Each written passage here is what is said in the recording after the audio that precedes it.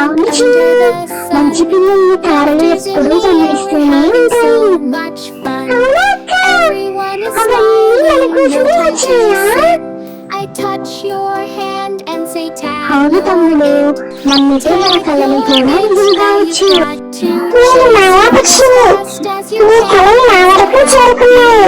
నేను నీ కళలను నిజం చేద్దామని నీకోసం వచ్చాను. మీరు నన్ను నమ్మినట్లయితే నాతో రండి, మీకు మీ కళల ప్రపంచాన్ని చూపిస్తాను. పక్షి మాట్లాడుతుంది అక్క. ఇది మాయా పక్షి మన కళని నిజం చేయడానికి వచ్చింది. అక్క, అవును చిన్ను, తారల మధ్య మన కళల ప్రపంచంలో ఎంత అద్భుతంగా ఉంటుందో కదా. ఇది నిజమా అక్క? మన కళలు నిజంగానే నిజమయ్యాయా? మనం నక్షత్రాన్ని తాకుతూ వెళ్తున్నామా? అవును చిన్ను, మన కళలు నిజమయ్యాయి.